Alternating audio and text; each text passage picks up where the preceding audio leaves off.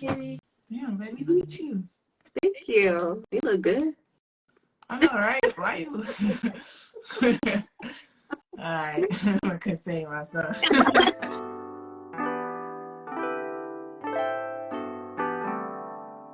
I'm in Houston right now, and Natalie, where you at? I'm in Orlando, Florida. Yeah. So maybe we could talk a little bit about that before we go, like why we are two different states. Location. Why we're two different. Yeah. All right, we got Virginia So, too. Virginia, Dallas, Atlanta. yeah. Hey, everybody. We are literally nationwide. This has been the situation since what, like January. I would say honestly like December-ish. That's kind of when it started, but since January, and some of you guys may have found us or followed us because of one of our videos, which actually kind of went viral. I don't know what. Anyways, I'm not going to go into that. But, viral constitute as, but yeah. Yeah. Because we were talking about a breakup, and so what started our distance, long distance relationship, if you wanted to define it like that, was a breakup, and multiple breakups that happened between that.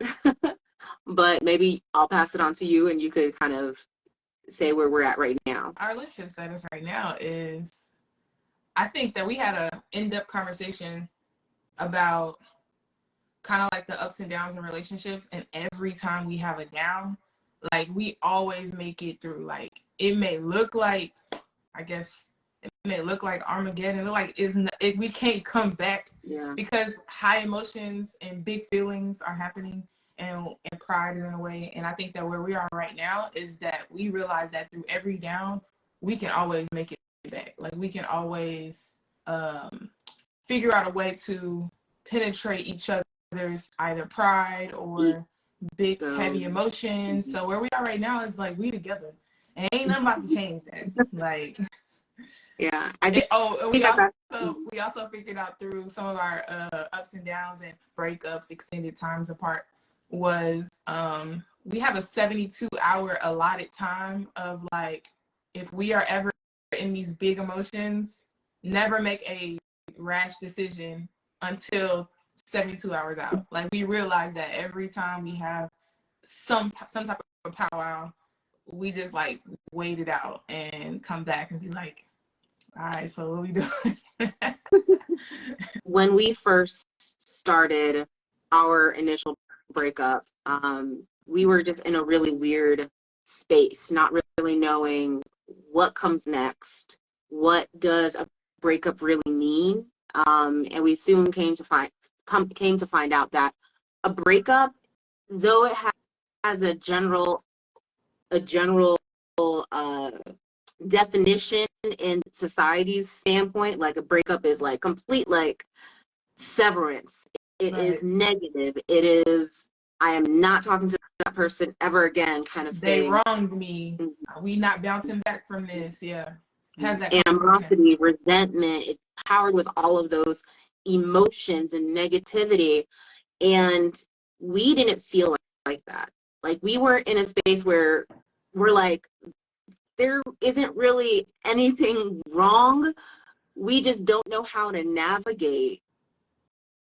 We don't know how to navigate the issue. It could be communication.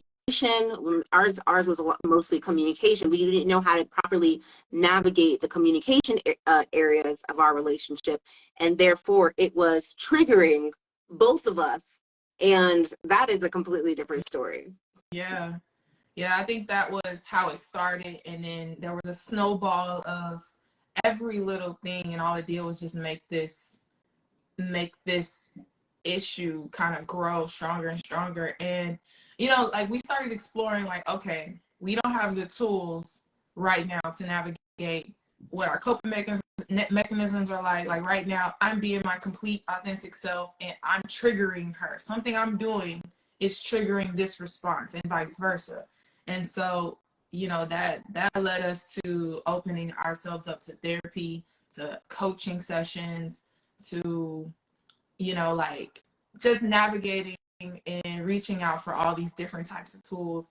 And yeah, we just realized, like, our breakup is, I don't even like calling it a breakup, but our breakup is not something that we can't bounce back from. Nobody wronged each other. It's just like ups. I don't even know how to explain it. It's just frustrating stuff that happens in a relationship, and you are like, I don't have capacity for this. I don't Mm-hmm. I don't want to be stretched right now. I don't want to mirror right now. I just want to be. Kind of like, Mm-hmm. that's where I was coming from sometimes.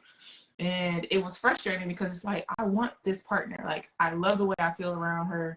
I love when things are good, but when things are not good, I don't know how to navigate that. So let's explore what space looks like. Mm-hmm. Let's explore what time apart may look like. What does it amplify? What does it help us highlight?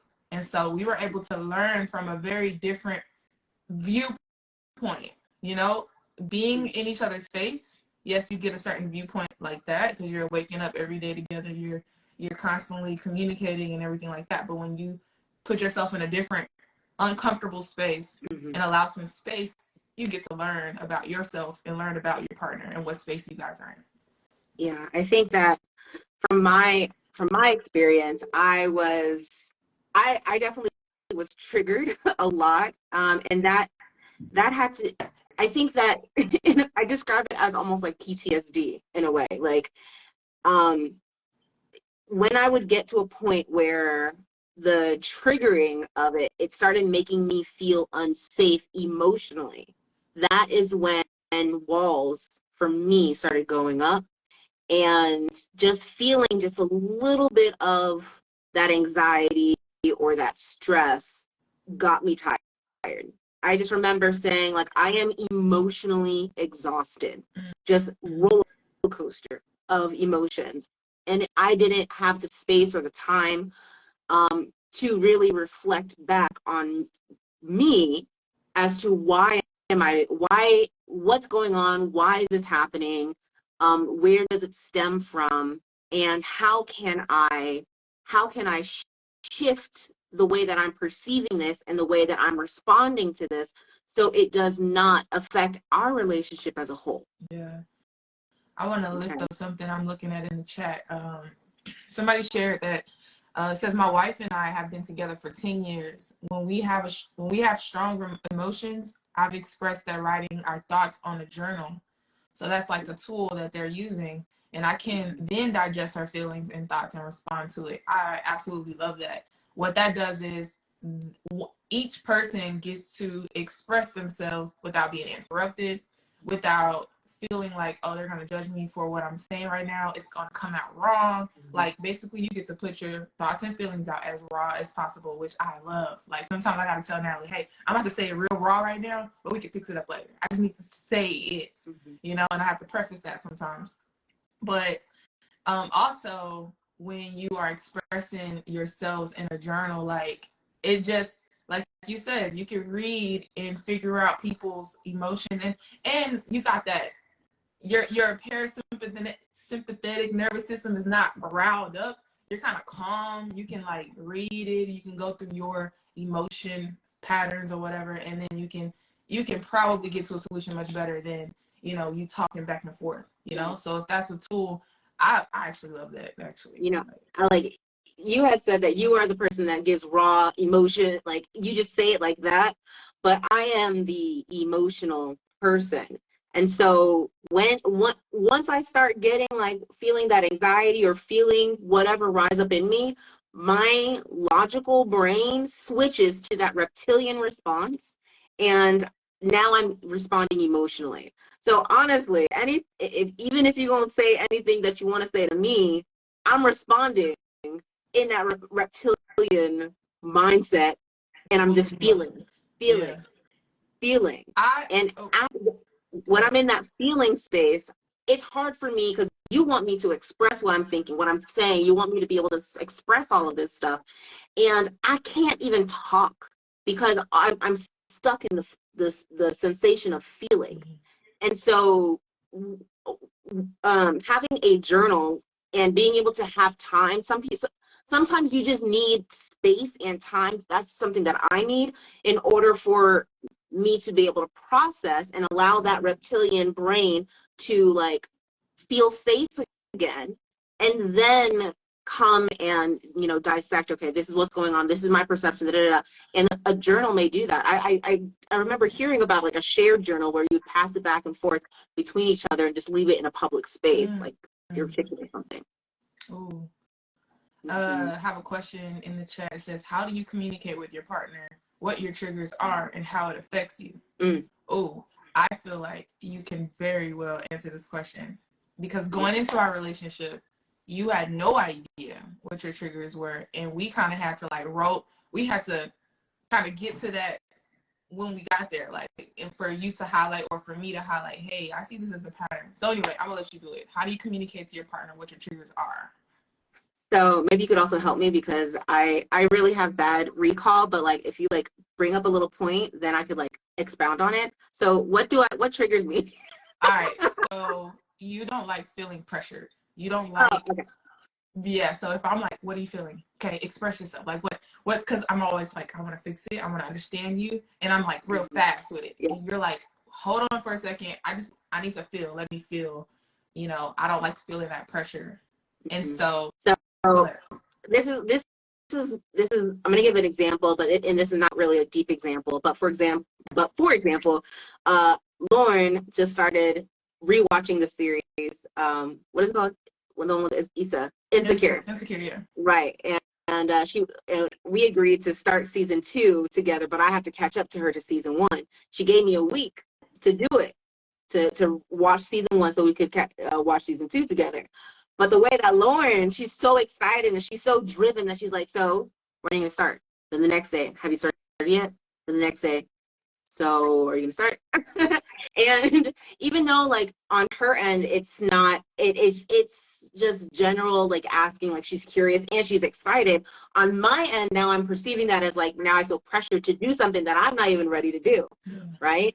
And it took me a long time to even be able to analyze like what's happening. Like, why is it that I'm feeling pressured, and why does pressure trigger that response and trigger this kind of response and making me feel all angst up and riled up? And I've had to realize that comes back to this core I don't know if it's a core belief that, one, I'm lazy, and that I think that's really that core belief, like I'm lazy and that I'm not doing it well enough, or I'm not doing it in time, or I'm taking too long, or something like that. Yeah.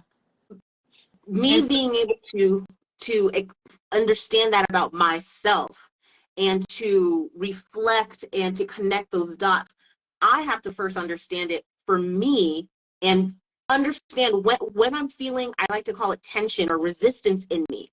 Your body responds to your body responds to triggers before anything else. And so if you're feeling tension or resistance, that is a point where you could be like, okay, pause. I'm feeling something.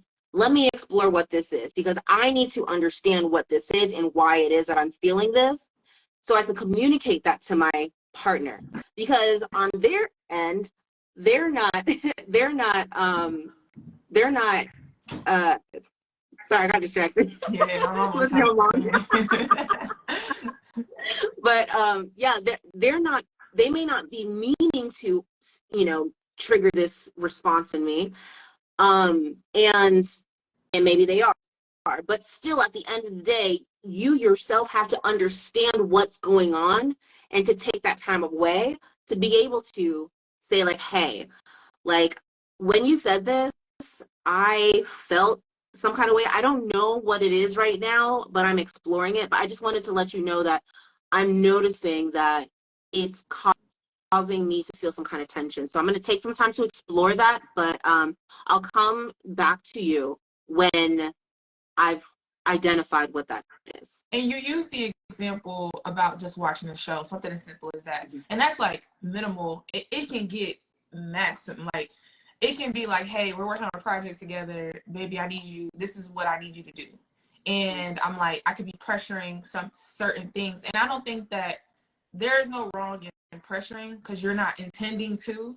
There's no wrong in asking and blah, blah, blah. But like, I think that it's important that when we kept getting to that Natalie's feeling pressure moment. And we would hit that every single time. It would be a repetitive thing. She would have to get to a space to notice that, man, like this feeling that I feel in my chest, this feeling, this stress, this tension that I feel, this pops up when I'm asked to do something. This pops up when Lauren is expecting of me to do something. And it's no wrong that she's expecting that, but I need to explore, why do I feel like this in my body? Mm-hmm. And you would start to recognize these patterns. And at some point, it's not, let me get mad at my partner because they're doing something that's bothering me. It's like, let me express to my partner, hey, I've noticed something in me, kind of like what you just said. I've noticed this. When this is done, this is, you know, maybe let's do this a little different, or I'm just noticing it myself. So can I communicate? And there's that trust piece, being able to be vulnerable and communicate. Baby, I don't know what it is. It can be connected to a trigger way back when, but it's being brought up right now, and it doesn't make me feel good. You know, it doesn't make me feel safe. Let's talk about it. You don't need to have the answer right then and there, because part of you being able to express yourself is healing. It's a healing journey.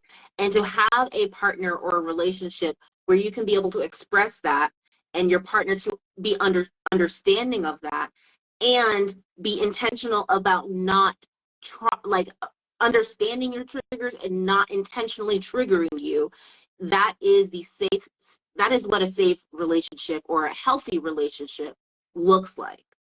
Yeah, I know that you don't like to be, I don't like to use the L word when it comes to you, and that's lazy. You just talked about it. Or, so I purposefully, if I'm talking to her and I'm feeling strongly, I will not use that word, because I know that it will bring up a response that will probably block out everything that I'm saying. If she hears the word lazy, boom, big feelings are coming up. We're not about to get to a solution tonight. I use the wrong word. You know what I'm saying? So it's that maturity. It's that love surrounding my partner communicated something to me. It's up to me to make my partner feel safe.